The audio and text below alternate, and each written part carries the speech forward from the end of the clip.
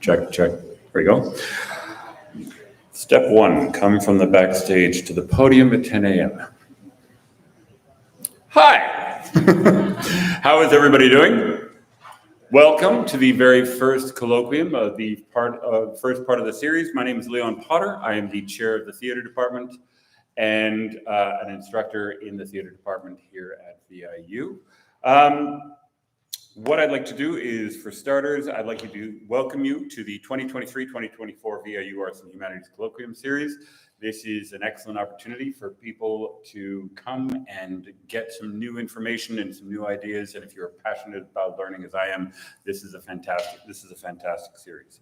So, for starters, I would like to acknowledge that the Colloquium Series takes place on the traditional lands of the Nunemu First Nations, and that we are very grateful to have such a wonderful spot to live, play, learn, and work as well. I would also like to take a moment to acknowledge the new Dean of the Arts and Humanities, Dr. Claire Grogan, and thank her on behalf of the Colloquium Committee for her ongoing support of the Colloquium, which is crucial to the success. You'll have to excuse me, this is my first time doing it. I guarantee by the time we hit the fourth one, it'll be solid. Right now, what I would like to do is hand this over, the introduction of today's speaker, and I'd like to let me try that again. I would like to hand over to the introducer of the speaker. Hand it over to Dr. Ian Whitehouse, who's a professor in VIU's English department based at Cowichan campus, and Ian will do the proper introductions of today's speaker. Thank you very much, ladies and gentlemen, Dr. Ian Whitehouse.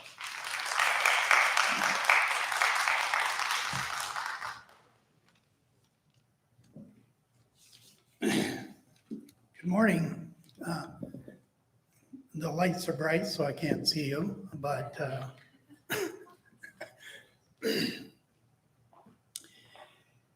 hopefully you also can't see the fact that I put on my best Sunday dress, white shirt, and on my way up here I spilled some of my blueberry smoothie on it. So everything is sort of getting off to a pleasant start. So again, good morning.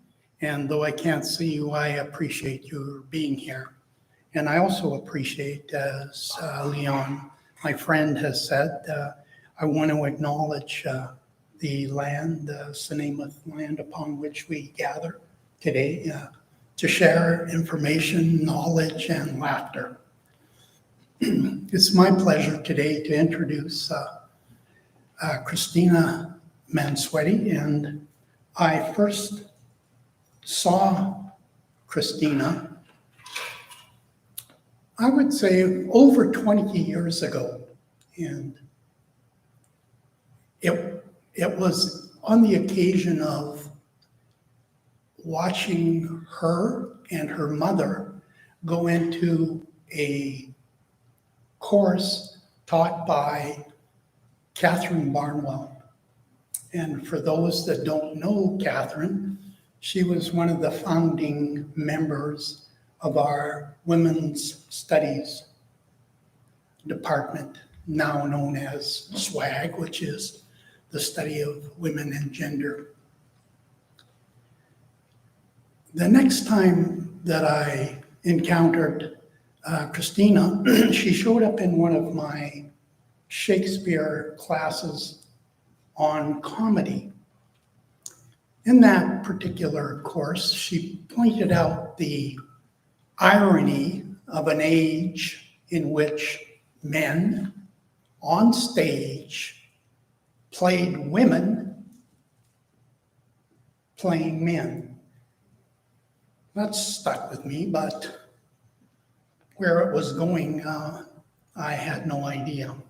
However, from those two sightings, I mention them only because as I sat down to think about how I would introduce her, in that quiet moment, I could hear Catherine laughing along with Helen Sissu, who wrote The Laugh of Medusa. They were laughing at the fact that the seeds of feminist thought planted so many years ago had finally found fruition in the speaker you're about to encounter. In terms of her journey from that Shakespeare class to where we are now, she graduated from VIU with distinction, received a scholarship to continue postgraduate work, which she did, completing a master's degree in cultural studies and critical theory at McMaster's, and then moved on to a doctorate at the University of Sunderland, the subject of which you will hear today. In between her academic journey, she spent time riding camels in Africa, as well as eating deep-fried grasshoppers, earned a living writing as an internet freelance writer, and finally found her passion teaching, first in the ABA faculty at Cowichan, and then in our own English department here in Nanaimo. Over the years of my acquaintance with Christina, I have observed many distinct attributes, characteristics about her, three of which are these. The first, I would say, is her intellect. It's a very inquiring, penetrating kind of mind that also is coupled with an insatiable appetite for learning and for experience. The second thing about Christina that struck me, I use the term purposefully, is her sense of humor. And in thinking about describing it to you, I really had difficulty because it's unique in its flavor. You know, I thought of a number of adjectives. How about memorable? It's a memorable sense of humor. And I thought, well, memorable, what do you think of when I think of memorable? I think the first time I ever ate New York cheesecake. Is that like that? No. How about the memorable time I had a root canal? No, I don't want to say that, but, you know, I didn't want to get away from too far from those two because I think somewhere in between those, that's where I would kind of put her. But, you know, for lack of finding a proper adjective, I thought what I would do is I would describe how it functions. So that sense of humor, in my observation, often finds the incongruities in our daily life, the things we believe in, you know, the things we hold as truth. So that humor often finds that spot where there's that internal conflict and contradiction. And the second thing about that sense of humor is that in its irreverence, it often transgresses the boundaries of polite society. Be forewarned. And the third thing that characterizes her being in time is an unapologetic and unwavering advocacy for women's issues, for gender issues, their theory and their practice. we will see in a short moment, these three characteristics will confluence in the presentation we will see in a moment. Laughing women, unruly women, trainwrecks, and the grotesque. It's with great pleasure and a little trepidation that I now present to you Vancouver Island's own Christina Mansueti. Christina.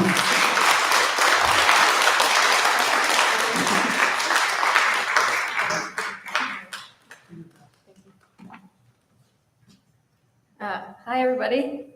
It's incredibly bright up here. I thought I'd be able to see a little bit of you, but I sure can't. Thank you, Ian, for that introduction and for your warning about some possible adult content in your reference to my sometimes irreverent humor. And good morning to you all. Thank you so much for being here today. I remember attending these, the Arts and Humanities colloquiums when I was an undergrad student here. And I honestly never in a million years thought that I would give one myself, but I'm really grateful for the opportunity to do so. Very briefly, if you don't already know what we're going to discuss today, I'll give you a little bit of an overview. We're going to discuss postfeminism as it's negotiated, challenged, and reaffirmed in two UK-based female comedies. And those comedies are Michaela Coel's Chewing Gum, and some of you might be familiar with Michaela Coel's work in I May Destroy You, but today we're going to do her first series, which is Chewing Gum, and then also Phoebe Waller-Bridge's Fleabag. But before we get into a discussion of the two series, I'd like to give maybe a little bit more context and background in terms of my own interest in comedy and feminisms to extend on what Ian's kind of already said. I actually honestly forgot that when I was a kid, I used to fake sick all the time from school, and either my grandma would pick me up, or on the days that she couldn't pick me up, I would get to go to my mom's university classes, which were awesome because specifically in Catherine Barnwell's class, I could pay attention, I could eat salt and vinegar chips and have a can of Coke, or I could watch, it's like years ago, like laptops were still really huge and you had like the full rig for the headphones. So I'd have my whole setup and I could kind of go in and out of class and also watch whatever DVD I had. But in terms of comedy and feminism, so I've always had an interest in memoirs and autobiographies, people telling their own stories. And I particularly love those stories told through the, I have always been drawn to memoirs, people telling their own stories and sharing really relatable emotions, because I appreciate being able to witness how other people experience the world and all of its complexities. And I really love stories told through the lens of comedy because I love to laugh, number one, and comedy has historically licensed us to talk about taboo topics that polite society prohibits. I like how comedy exposes and challenges issues, cultural narratives, institutions that subject us. And a particular interest for me today are issues concerning women and gender and what's termed post-feminism.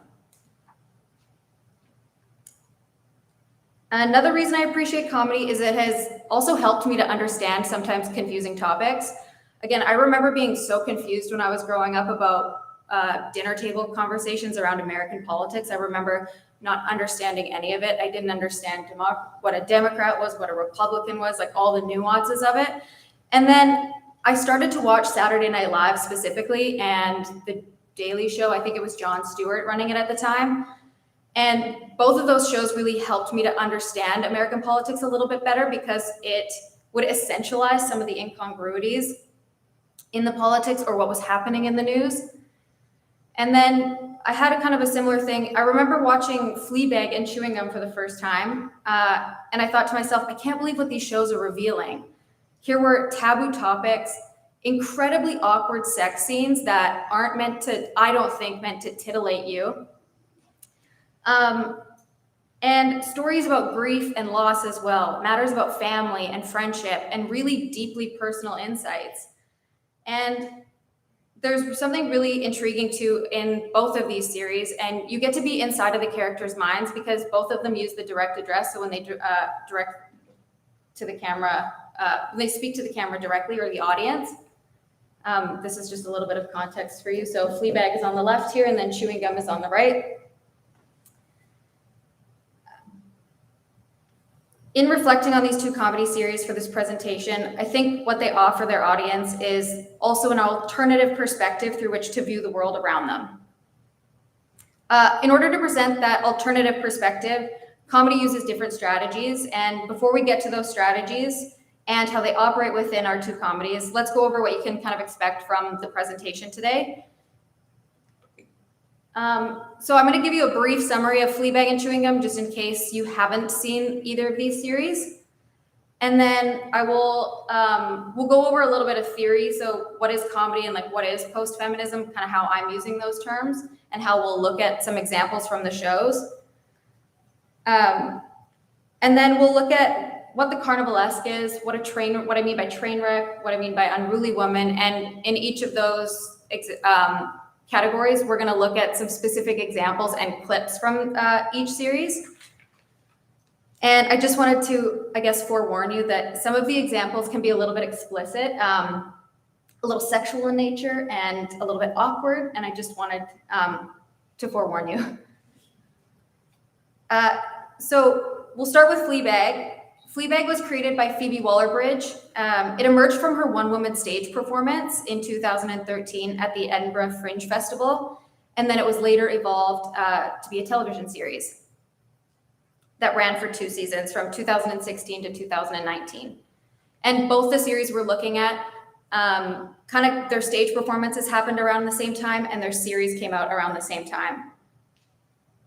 Fleabag follows the unnamed protagonist, who is kind of always referred to as Fleabag. The name is intentional in that Waller-Bridge wanted her character to feel like an every woman. She didn't want her to have a specific name. Fleabag, interestingly, is also Phoebe Waller-Bridge's family nickname, which has led audiences to believe that the series is autobiographical, but it's actually not. She has said, however, that it is personally driven. So meaning that while the content isn't autobiographical, the feeling of losing a best friend or losing her mother are very personally driven. Fleabag is known for her unfiltered speech, her raw emotions, and her use of the direct address, so breaking the fourth wall. For those non-theater or film students that may be unfamiliar with these terms, that's when she breaks from her character and she addresses the camera directly. So I've got a really brief example of it just to give you some context. But you have to pay attention because it's a really brief pan to the camera. Tell the truth. It's horrendous. It's horrendous. It's modern. Don't lie. Her sister's just gotten a really terrible haircut, and she's letting us know what she really thinks. So that's kind of how the direct address always operates in both series. We're getting the truth of how they feel. Despite Fleabag's label as a comedy, the series explores themes of grief, trauma, love, sex, family, and relationships. And the story centers on the aftermath of Fleabag's best friend Boo's accidental death, which was driven by betrayal and in seeking sympathy.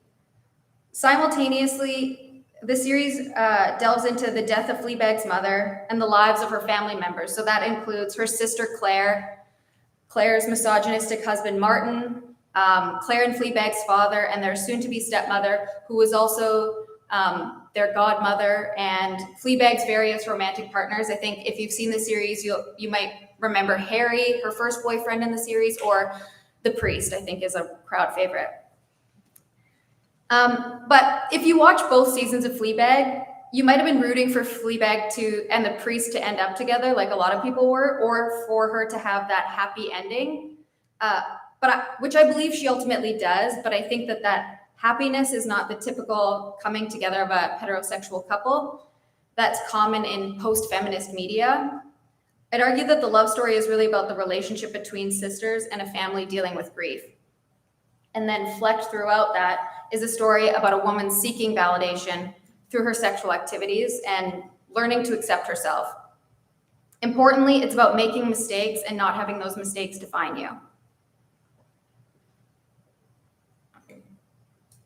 Chewing Gum, Michaela Coel's Chewing Gum was originally also a one-woman play, but it was titled Chewing Gum Dreams.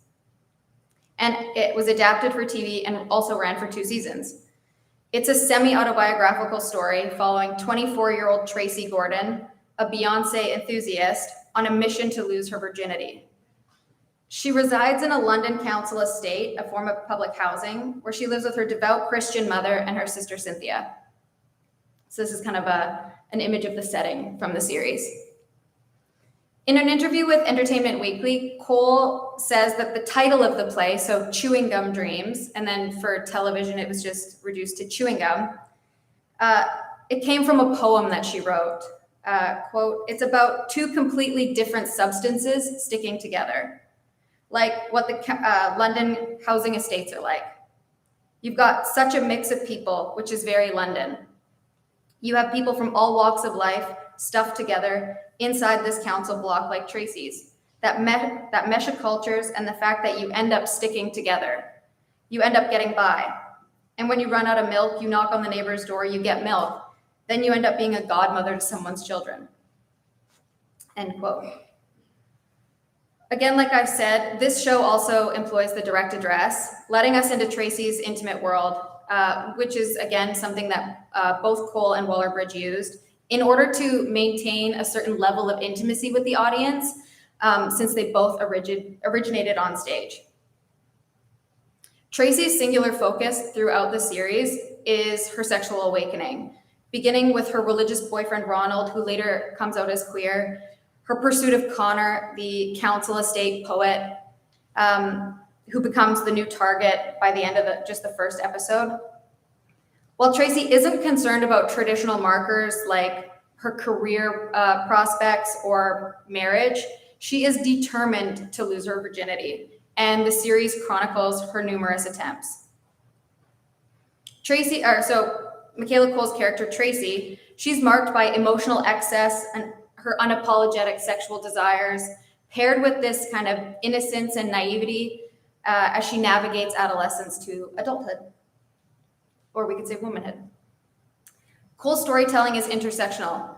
She represents how race, gender, social class, sexuality, family, and religion intersect and contribute to her identity without making either one of them the central focus. They are all pertinent to her story.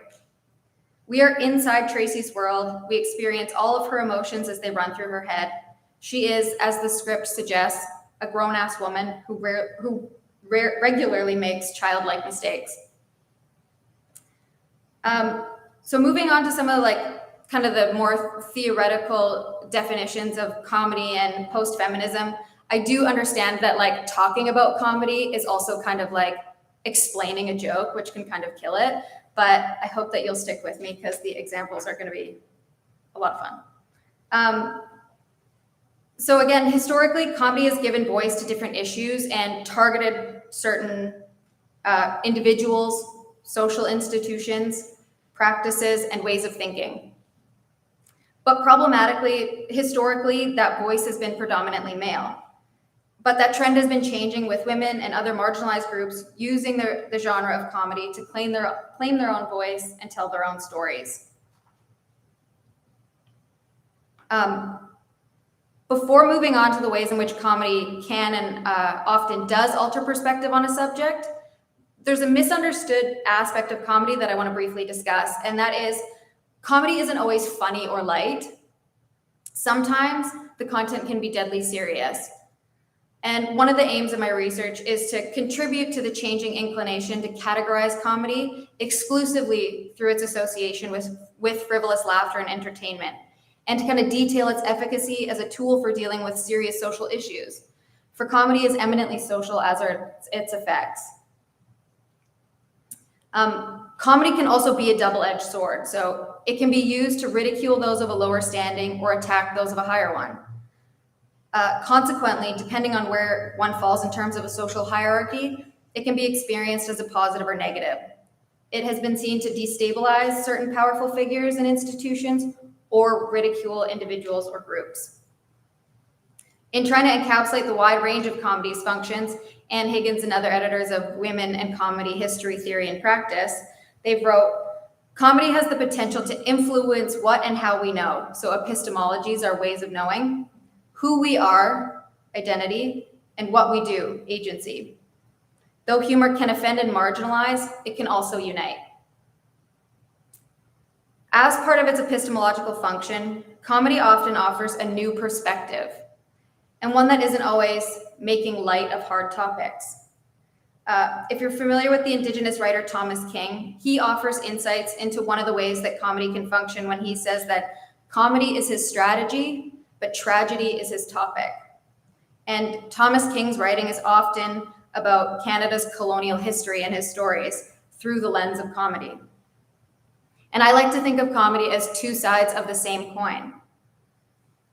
John Morial adds another dimension to comedy's function when he writes in Taking Laughter Seriously, quote, making a funny comment doesn't require any new information. It requires only a new way of looking at things. Meaning that we can talk about challenging topics through the lens of comedy to offer a different perspective.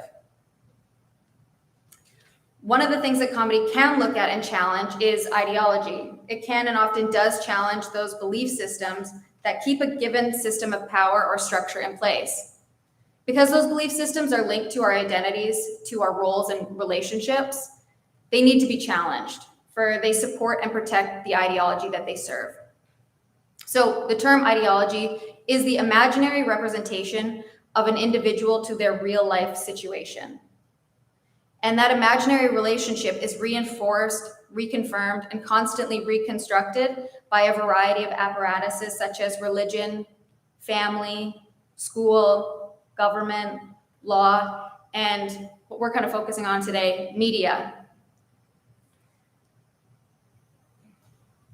These ideologies maintain and reinforce a certain social hierarchy and power structure. The dominant ideology supports the middle and upper class, and it keeps them in power. Cultural narratives, such as postfeminism, maintain the social hierarchy, and it's concerned with specifically white middle-class women.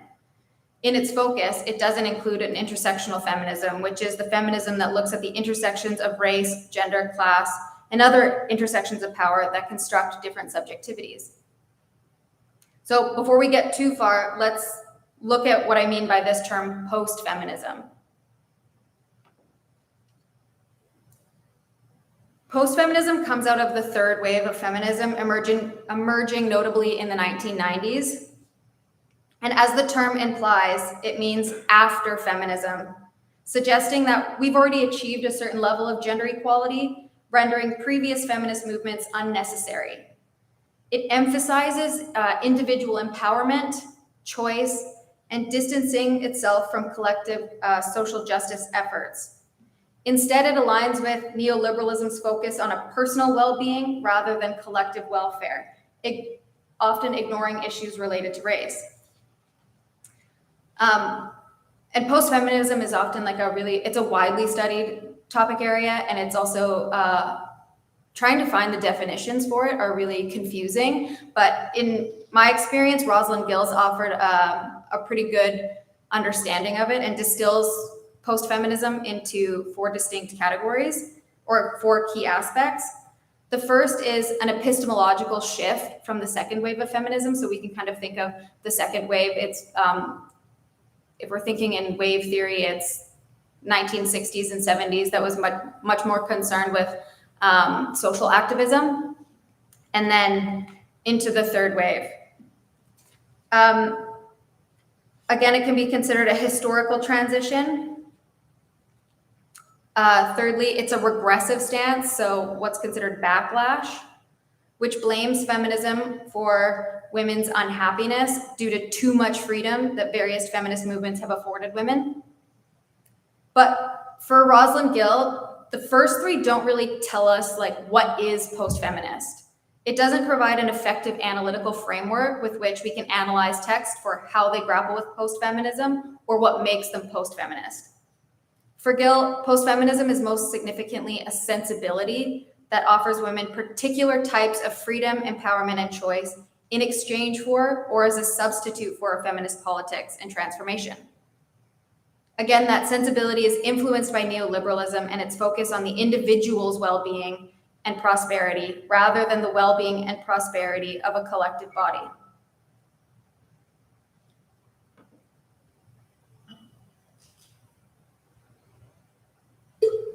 I was starting to feel like I have a mouthful of peanut butter when I'm talking. Okay, so the main points of post-feminism as a sensibility have some pretty distinct features. The first is it includes the notion that femininity is a bodily property, meaning that femininity is defined as a bodily property rather than a social, structural, or psychological one. And women are valued basically through their ability to perform femininity according to the specifications of the time period. It's a shift away from women as a sex object to a desiring sexual subject. There's a big emphasis on self-surveillance, monitoring, and self-discipline. So basically, a woman's body requires constant monitoring, surveillance, and discipline, or remodeling and consumer spending in order to conform to the narrow judgments of female attractiveness. There's, again, an incredible focus on individualism, choice, and empowerment. There's also the dominance of a makeover paradigm. I feel like in the 1990s, we were kind of like oversaturated with these makeover shows. Like I'm thinking of that one on TLC, like What Not to Wear, and they just have their whole wardrobe redone and their life has changed. Again, in post-feminism, there's also this resurgence of ideas about a natural sexual difference. Gill argues that the 90s specifically saw a return of ideals of men being masculine and women being feminine, passive, obedient, quieter, etc.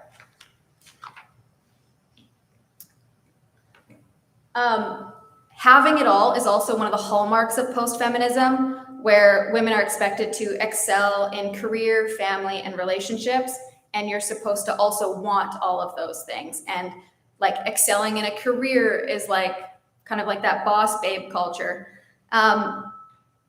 However, again, post-feminism often fails to address intersectionality, often perpetuating racial, gender, and class inequalities. It also promotes this myth that even career-driven single women are unhappy without heterosexual romantic relationships. And some of the best examples of that, I think, are Ally McBeal, Sex and the City, and Bridget Jones's Diary. While Chewing Gum and Fleabag offer a different perspective by exposing the impossibility of having it all, but also maybe the lack of a desire to have it all. In understanding feminist media studies, post-feminism's influence on media depictions and the ideals sold to women, particularly the ideals of balancing a family, a marriage, and a career, is crucial. Fleabag and Chewing Gum different from these post-feminist media productions in that they expose the impossibility of having it all, and through their comedic storylines, their trainwreck and unruly behavior, and the deviation from the happy heterosexual romantic ending. Post-feminism is a complex subject area, but an important one to understand in that it's part of the history of feminist media studies and informs how the shows under consideration were made and the ideals that have been sold to women out of post-feminism. For Waller-Bridge, she's kind of the ideal target of post-feminism in that being white and middle class. Michaela Coel's deviation from post-feminism comes in the form of inserting into the dominant cultural narratives the stories of working class Black women specifically, and also kind of her deviation from this like nuclear family, because in Michaela Coel's Chewing Gum, she is very much, the family unit is all of the community members that live in her council estate housing. So let's look at some examples of how these shows challenge post-feminism through the use of the Carnivalesque. The Carnivalesque, introduced by Mikhail Bakhtin in works like Problems with Dostoevsky's Poetics and Ravelous in His World, is a literary lens that delves into folk culture and humor. It critiques social hierarchies by dismantling boundaries and suspending everyday rules and norms. This temporary liberation from the established order provides an imaginative space for envisioning an alternative future. In practice, the Carnivalesque allows for mockery of cultural norms and authorized practices while paving the way for new norms, practices, and truths. It offers the potential for a utopian world characterized by anti-hierarchism, questionings of authority, openness, joyous interaction, and the challenging of dogmas. This inversion of established values and the potential for a different way of life is evident in the two series under review, particularly through the subversion of traditional gender roles in their heterosexual relationships. And in Chewing Gum, she kind of suspends some racial stereotypes. So Bakhtin identifies 4 categories of the carnival sense of the world. The first is what he calls the free and familiar contact. So that's a space where boundaries are broken down between people, which fosters unity and equality regardless of social rank, wealth, or reputation. But I would also say that in this case, we'll extend it to race and gender. The second is eccentricity, which is welcoming strange or repressed behavior, challenging the social order, and foregrounding typically marginalized elements in group, including discussions of taboo topics. So again, like a taboo topic we can think about as sex or any kind of private bodily function. Thirdly, there's the union of opposites, and that's a space that encourages dialogue between polarities.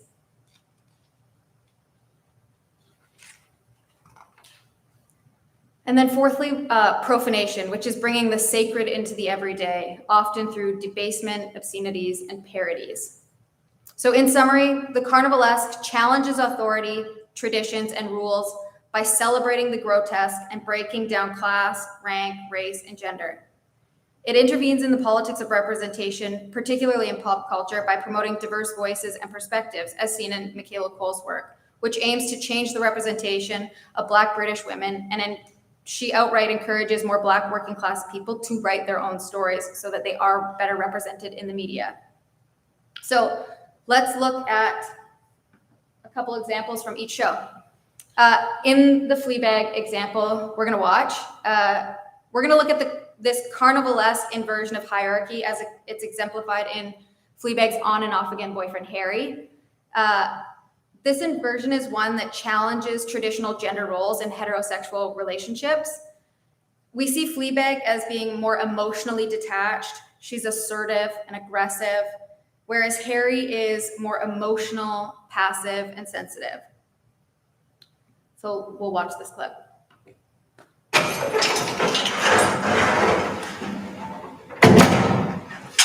Hello? Harry?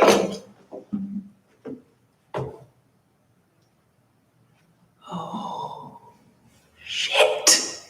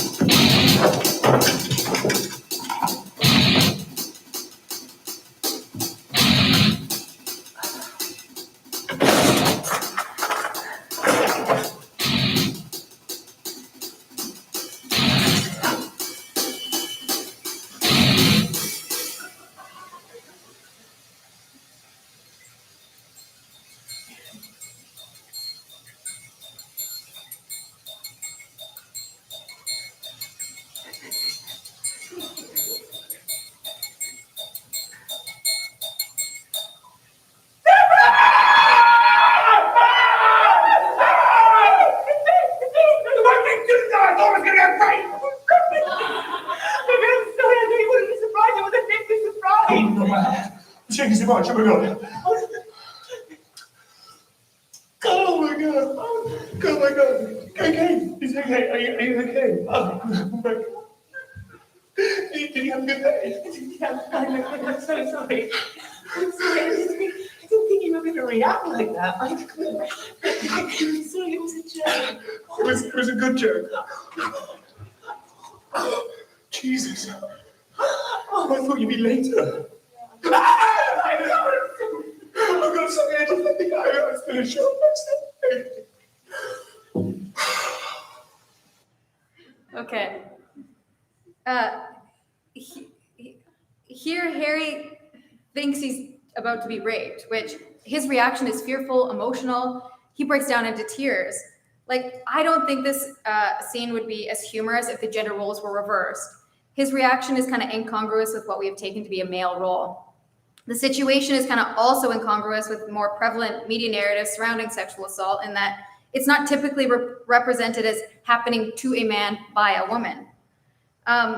Another example of kind of Harry expressing what I'm going to say stereotypical feminine qualities would be, this happens in season 2 when Harry and Fleabag run into each other at a church event. So we'll watch that episode, or that scene. Oh my God, hi. Hi. You're with Giles. Cool. Yeah, you got fringe. Yeah. Oh, cool. Oh, you always wanted a baby. You always wanted a fringe. She is, I mean... I don't know if you could all hear that, but basically we see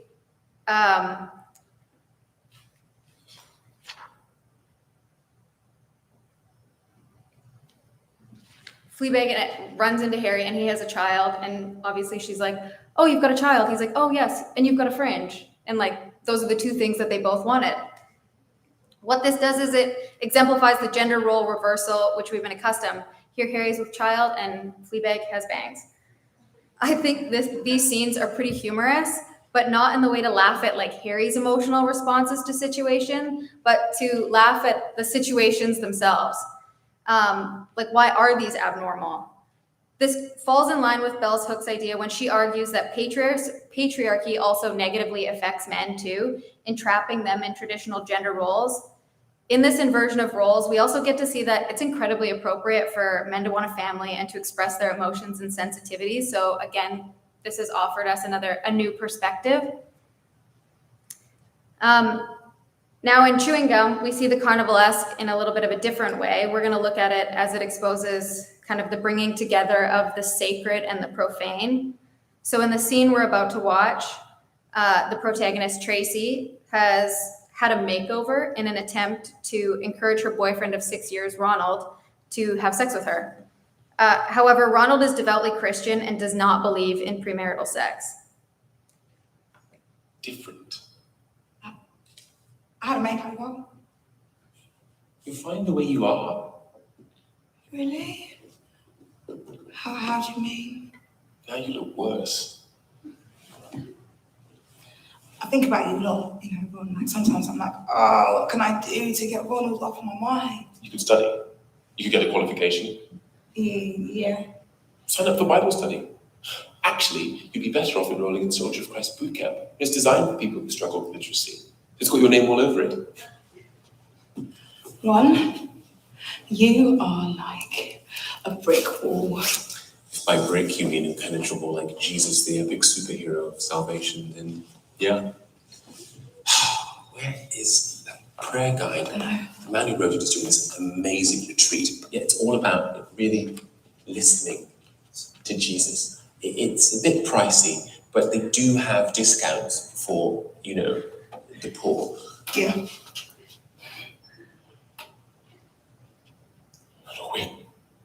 We're Christian. We're gonna get married anyway, so you might as well just show me now. Just show me that you want me, okay? Just rub the private parts on my private parts, okay? Nobody has to know. God won't even care, okay? It's just a little thing, okay? I'm gonna give you one tiny little kiss, okay? Just have one little kiss. I'm coming towards you, okay? I just want one kiss, okay? Please. Oh, my.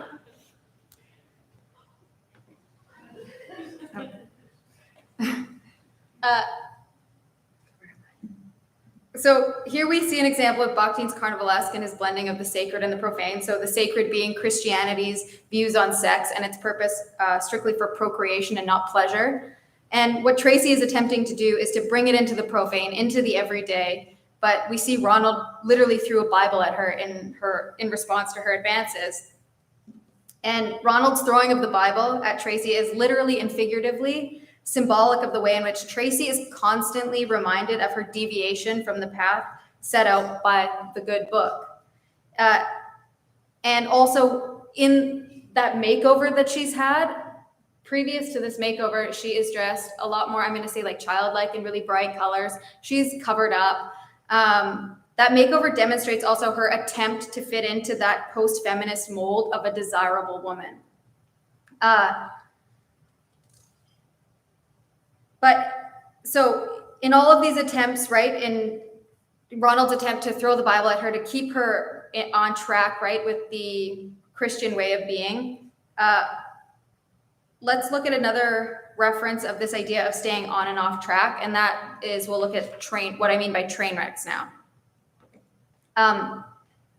This idea comes from Sadie Doyle's book titled Trainwreck: The Women We Love to Hate, Mock, Fear, and Why. Trainwrecks challenge the post-feminist ideal of having it all by highlighting women who deviate from society's predefined tracks. These tracks represent long-standing norms and taboos that should be followed as if they were religious doctrine. In Doyle's view, a train wreck is a woman who displays an excess in emotion and desire, so specifically sexual desire. Challenging social norms, these women reflect our insecurities by deviating from the stable, fixed tracks of societal expectations. By transgressing these tracks, train wrecks reveal the boundaries that limit a woman's potential and present alternative ways of being. The train wreck concept reframes post-feminist failures as deviations from polite society's tracks, offering a transformative option for women's interactions with their societies. Again, both protagonists of these series exhibit train wreck behavior, characterized by their sexual desire, their emotional excess, and their rejection of post-feminist ideals. Despite occasional concerns about securing heteronormative romantic relationships, their stories focus on internal transformations that impact their relationships with families, friends, and communities. Some of the examples of train wrecks that come from Sadie Doyle's text are, I think the main one she focuses on is Britney Spears, Miley Cyrus, Billie Holiday, Paris Hilton, and Amy Winehouse. These are examples of women who have dealt with an excess of emotion, sexual desire, oftentimes with drugs and alcohol as well.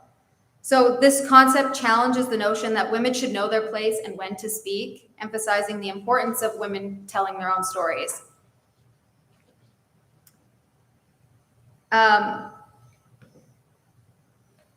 For an example of the train wreck behavior in Fleabag, Fleabag is not overly excessive in her outward display of, I'm going to say, like intimate emotions, but she is excessive in her desires, particularly her sexual relationships with her men in search for validation. So this is just a clip of some of the various men Fleabag encounters sexually in her story. We see her excess in sexual desire through the character of the priest, who is presented as someone who's off limits. He is not only the priest who is to marry her father and his future wife, but he's also a man who has taken a vow of celibacy, yet she still constantly pursues him. Throughout this series too, there's fragmented flashbacks where we see her sexual desires that led her to sleep with her best friend's Boo's boyfriend, which was the catalyst for Boo's death. And these circumstances are awful. But what the Trainwreck framework does is license her family to kind of pathologize her as outrageous and to cast her aside, and as someone who's not equipped for adulthood, based on her inability to just behave, which is something I think that her sister kind of constantly reinforces. But at the end, we learn that these moments don't define Fleabag. In terms of chewing gum, so we have Tracy, whose excessive single-minded quest to lose her virginity in season 2.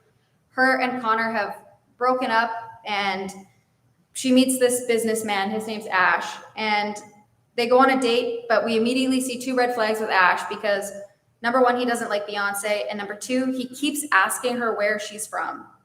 London. No. Where are you from?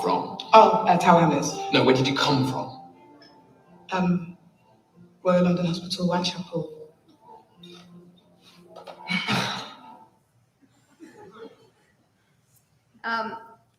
Later in this episode with Ash, Tracy's kicked out of her mom's house and she needs a place to stay, so she revisits him.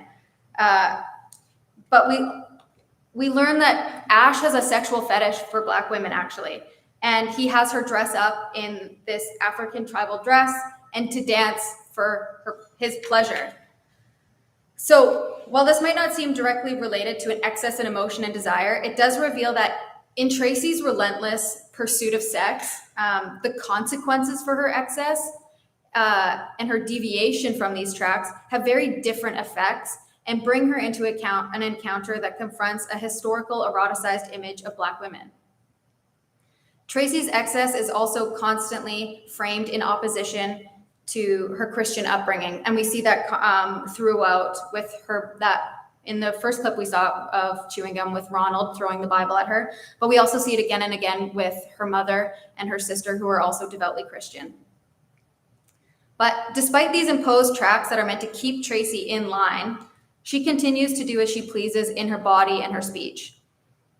In an interview with Entertainment Weekly, Michaela Coel responded to the question of why she thinks chewing gum is relevant today. And she said, quote, "Women are tired of presenting themselves.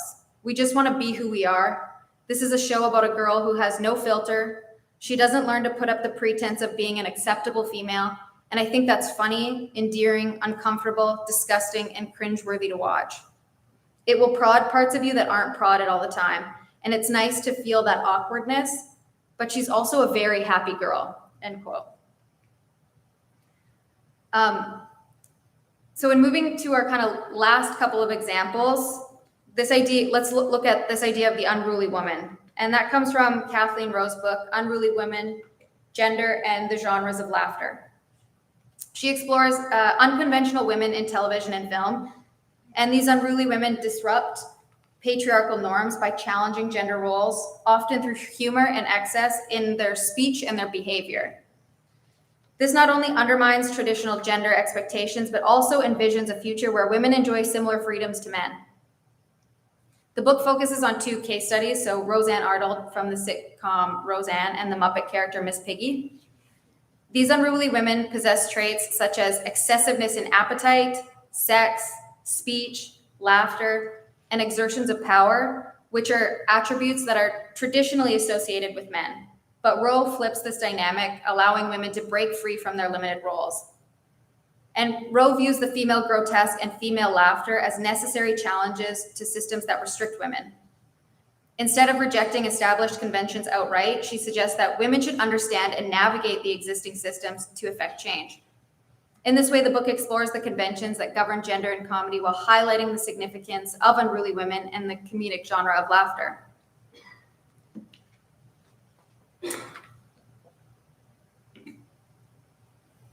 So in Fleabag, we're reminded about traditional gender roles in season 1, episode 4, when Fleabag and Claire's dad, he sends them to this women's retreat. And this is a women's only silent retreat that has the women performing mostly domestic duties, such as cleaning the floor and gardening. Mindfulness is briefly explored, but it's described as keeping your thoughts to yourself. Think of it as a thought prison in your mind. And the women are reprimanded for when they make a sound. One woman even gets stung by a bee in this scene, and she can't make a peep. Conversely, right next door, there's a men's anger management workshop titled Better Men. So, and as Fleabag and Claire are just entering into their silent retreat, off in the distance, you just hear a man yelling, "Slut!"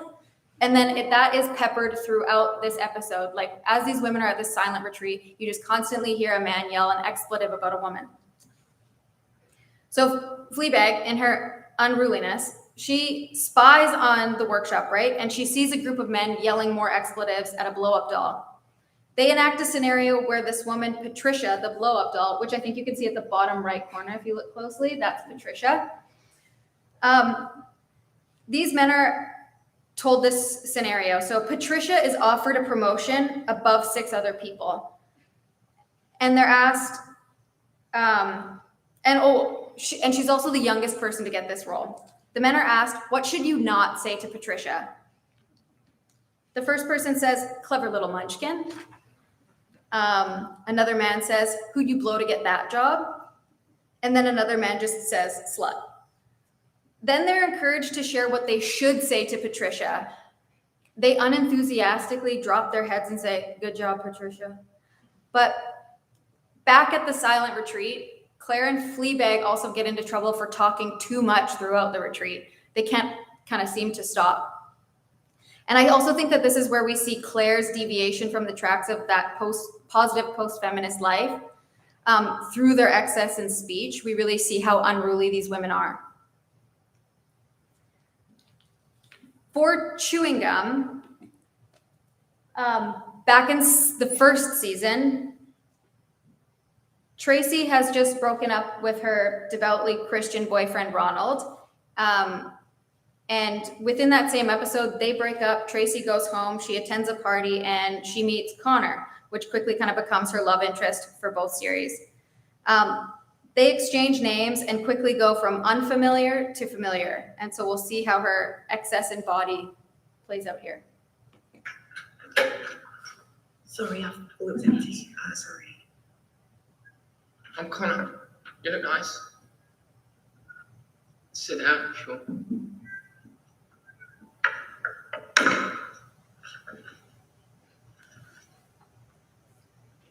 You right? Yeah. I don't know. My boyfriend broke up with me and then he died. But I saw an ambulance on the way, so he's probably not dead.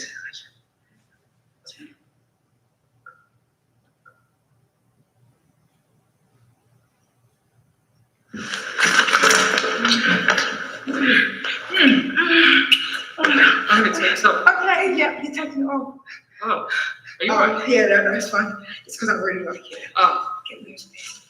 It's fine. Yeah, I just. yeah. Yeah, get off, get off. Yeah. There it is. Okay. Oh, okay. Yes. More of that, please. Yes. Yeah. Shake it on. Oh my God. That feels nice.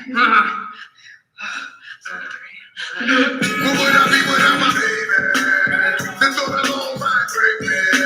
And I don't wanna go crazy, but every dog needs a lady. And I feel like you and I been born together. Inseparable, it's your pain, no more pleasure, but that can forever be part of. No, boy. Not the universe, go Yeah, boy. boy. Boy. Oh, wait. Wait.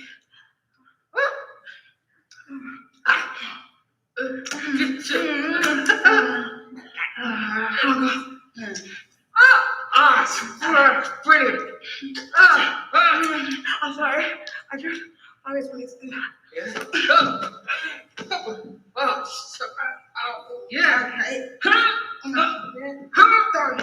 I don't remember if I was supposed to wear clothes for this bit or not. See you back. Yeah, it's too late. I don't know. I don't know. I wanna be without you. I wanna think about you. I know you're tired. Okay. This scene is many things, and it's awkward. It reveals Tracy's naivety about sex. It demonstrates again her excessive desire to lose her virginity. It's also carnivalesque in terms of its eccentricity and the grotesque, right? At the beginning when she has a bloody nose, that happens kind of throughout. She says that she always gets a nosebleed when she's sexually aroused. And it reveals elements in the grotesque, right, in that scene, because the grotesque deals with elements of drama of the body. So it's things that are close to life and death. So it's birth, it's death, it's menstruation, it's defecating, it's vomiting, it's all kind of bodily happenings. But she's assertive in her body, and which is another trait of the unruly woman, right? And the excessiveness in her speech and her physical desire. In bringing this presentation to a conclusion, at the end of both series, if you've watched them, our two protagonists haven't undergone some external personal transformation, so they haven't kind of gone over the makeover paradigm, or they haven't gone through a transformation that allows them to better fit into their societies. They've had an internal one, which they accept and love themselves for who they are, and in turn, they're loved and accepted by their friends and family. These shows also demonstrate that feminism is not exclusively a women's movement. It advocates for feminist principles. In advocating for feminist principles, men are also free to express attributes of themselves that they have been and continue to be denied. From Fleabag, we can learn to not be defined by our mistakes. While experience is what we call our mistakes, they're also the lessons from which we learn. From Chewing Gum, Coel offers us different perspectives on both the housing project and the stereotypical story of a young Black working class woman. Chewing Gum's not about escaping poverty. It's not about crime or violence, but it celebrates the diverse cultural experience of a council estate in East London and its inhabitants. It's an awkward, messy, and daring journey into adulthood, and it's comedic. And these two female writers under consideration are using a practice as old as Western civilization itself, using the medium of comedy to change perception about prevailing narratives, one of which is about women unproblematically having it all.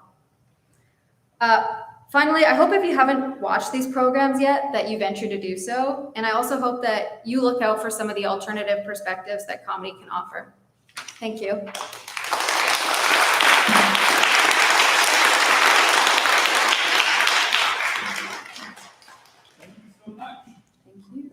Fascinating. I really enjoyed that. Thanks so much.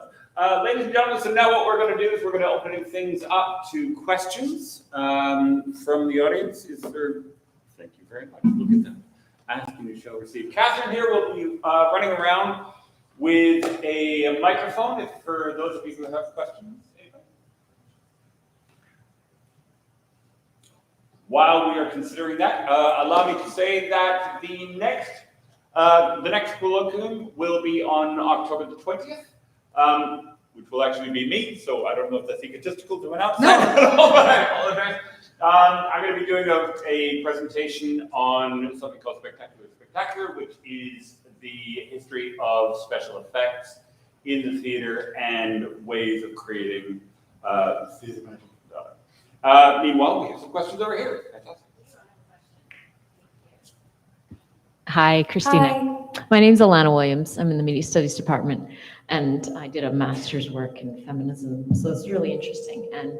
But I'm a little discouraged, I think, by the representation of post-feminism. And I'm wondering if we've moved beyond it. Like, what's next? As a woman, I discovered feminism in the post-feminism period, but and I relate to some of it in terms of wanting to have it all and being unruly, but I'm left feeling a little discouraged. So I'm wondering, like, what's next for women? How can we bring together this sense of individual power with the common good and concern for the common good? I think that's such a great point. And I feel like I have those feelings as well. And I think it also kind of comes to, like, I think more of my personal beliefs about like feminisms and thinking about them in a multiplicity and all working together at the same time. And as also, I think what Sarah Ahmed calls them lifelines and not rejections of past versions, but like a bringing forward of certain aspects. And I think in moving forward to, like exactly what you said, it's not the collective or the individual, but it's both and. And I think that, I guess my focus on post-feminism with these is that they kind of come out of that era and they really directly, in my eyes, challenge it. And I like what these shows display in that they're just really messily bumbling around with what is this idea? Like, how do I be a good woman if there is even such a thing? And if I'm doing it badly, like at least I'm doing something. So I don't really have like a perfect answer, but like I definitely agree with you in that, like, how do we move forward? And I think it's thinking about them in a multiplicity of ways and not just one or the other. That's great. Thank you. Thank you.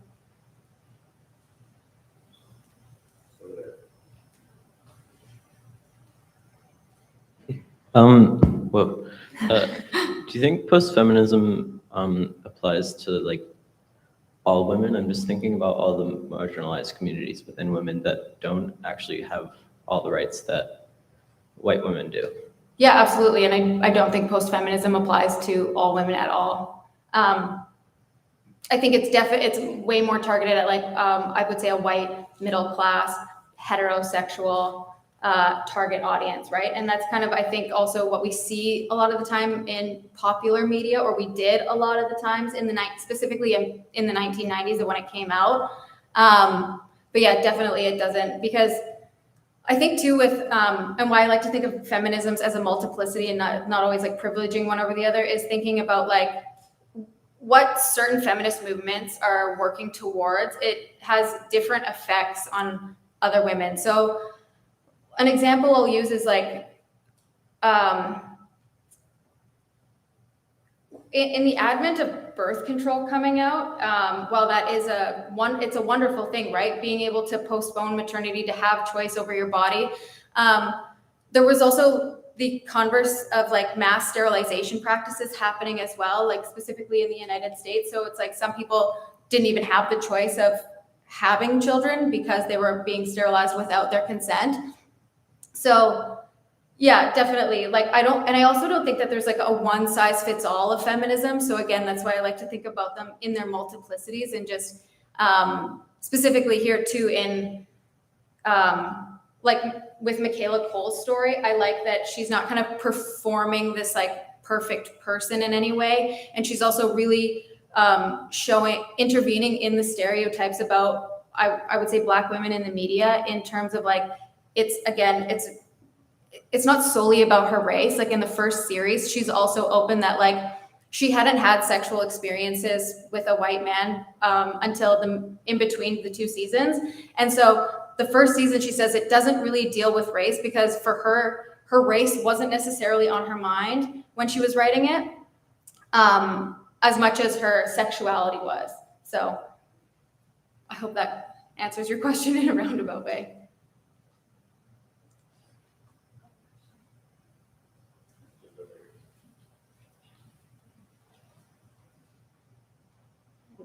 Thanks. Hi, I'm Claire.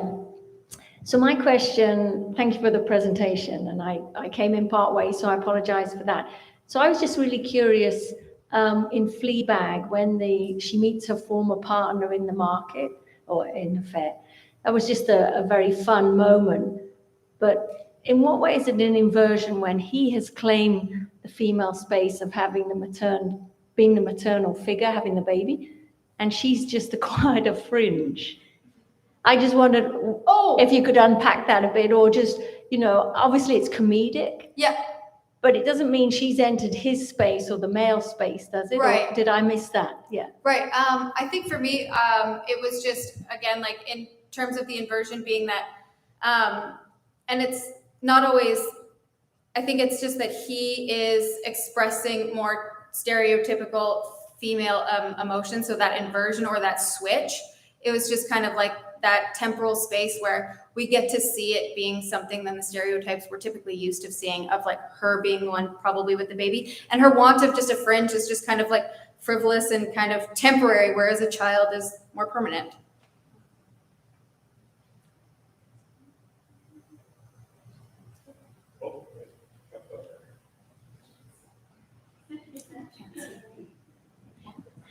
Thanks, Christina. It was really interesting.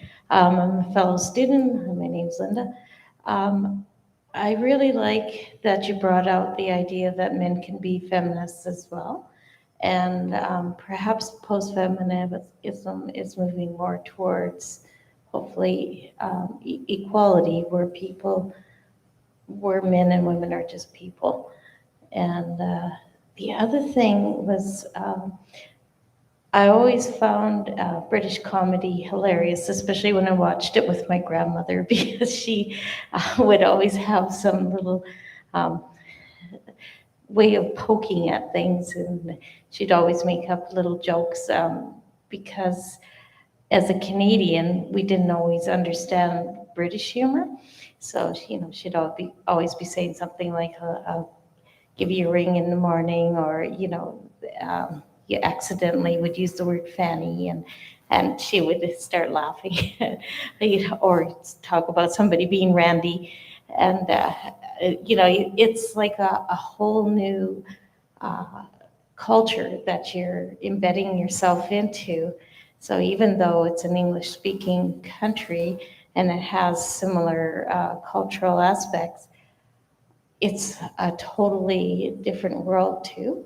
So I really love the idea that you use comedy as the bridge between two worlds. And you've fit nicely into a kind of a liminal space. So I was just curious what your motivation was to use comedy. I think like my enjoyment of comedy has always been the ability to talk about I think real topics and it not always being because I think there can be it can be really vulnerable, right, to talk about personal things and to express any certain vulnerability, but I've always liked the way that comedy can in a way unite people as well as kind of critique certain social happenings. So I don't know. And I just really liked the way that I felt these shows were really different. And I liked the intimacy with the direct address throughout that they used and the way that they're a little bit unruly and they deal with taboo topics all the time. And yeah, but comedy I've always just loved for how it can deal with hard topics. And I just always constantly think about Thomas King saying that comedy is his strategy, but tragedy is his topic. And I think he's a really, he does that excellently.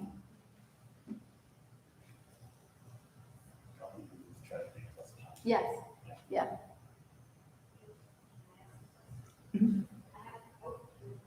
Can I, there we go. Sorry. Thank you, Christina, for that. I wanted to build off of the previous comment, and because I just thought, is this something that also is happening in a North American media space? Because both of these shows are British.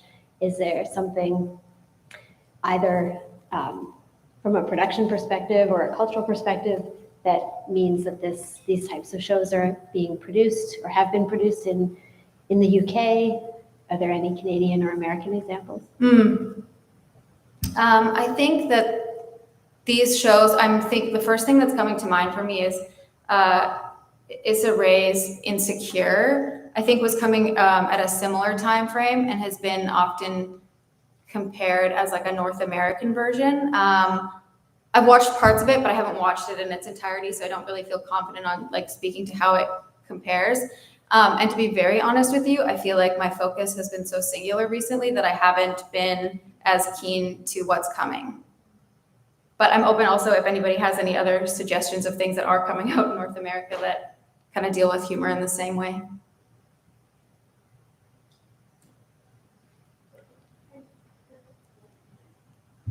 Well, kind of. I think it reminded me a bit of Shameless, which is, it has the comedy aspect and the extreme excess, and that is both British and American versions.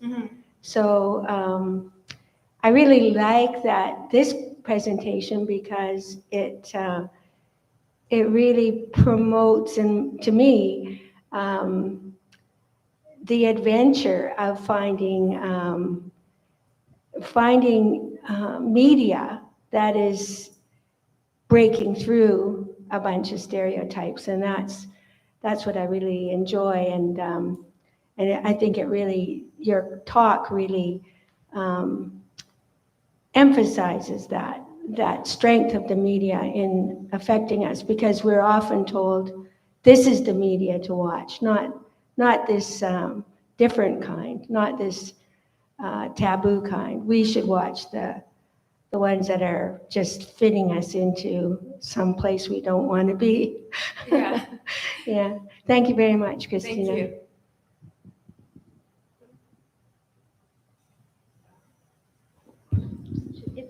you. Yeah, one show that might be from a Canadian or American perspective is the Netflix show Never Have I Ever. It's about an East Indian family, and the main character is a girl trying to get rid of her virginity, and it's very funny. Okay. Yeah, and the other is like I thought of Mae West, right? I can't remember her quote, but it's something about women being bad and, and having fun. And there's also a Spanish language show called La Chica's the Cable, I believe. It's about the first telephone operators in Spain. Okay. And it's funny in some places, but dramatic in others. And it's about women empowerment as they get jobs and sort of fight for their place in executive roles and things like that. So it's quite interesting. That sounds good. Yeah.